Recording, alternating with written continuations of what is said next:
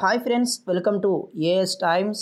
Friends, మన AP రాష్ట్రంలో ఉండే మహిళలకు మరియు డ్వాక్రా సంఘాల్లో ఉండే మహిళలందరికీ రాష్ట్ర ముఖ్యమంత్రి నారా చంద్రబాబు నాయుడు గారు వారి ఖాతాలలో ప్రతి నెల 1,500 రూపాయలను విడుదల చేయనున్నట్లు మనకు ప్రకటించారండి.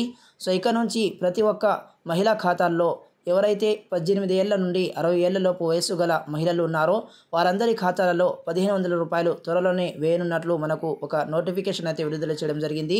సో దానికి సంబంధించినటువంటి పూర్తి వివరాలు మనం ఈ వీడియోలో తెలుసుకుందాము.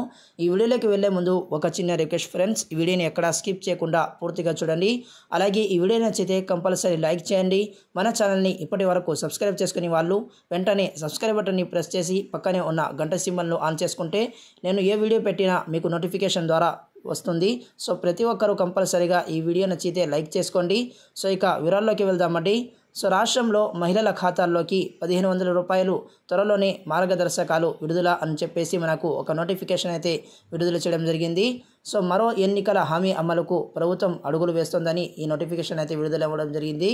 ఆడబిడ్డ నిధి పథకం కింద 18 ఏళ్ల నుంచి 59 ఏళ్ల మహిళల ఖాతాల్లో నెలకు 1,500 రూపాయల చొప్పున జమ చేయడంపై మార్గదర్శకాలు రూపొందించాలని అధికారులను సీఎం చంద్రబాబు ఆదేశించారు.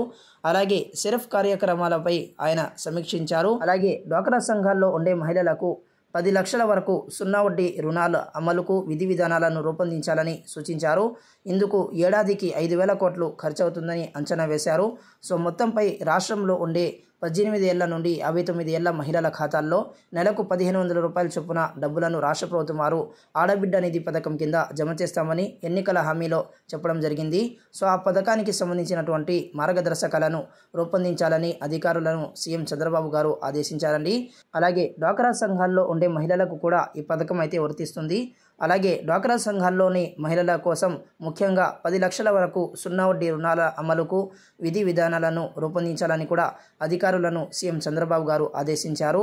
సో మొత్తంపై రాష్ట్రంలో ఉండే మహిళలందరికీ ఈ 2 పథకాల ద్వారా లబ్ధి అయితే చేకూరనుందండి. సో ఇదండి అప్డేట్. ఈ వీడియోని మర్చిపోకుండా లైక్ చేయండి. మన ఛానల్ని సబ్స్క్రైబ్ చేసుకొని ఫాలో అవుతుండండి. ఇటువంటి మరిన్ని అప్డేట్స్ నేను మీకు ఇస్తుంటాను. So thanks for watching this video. All the best.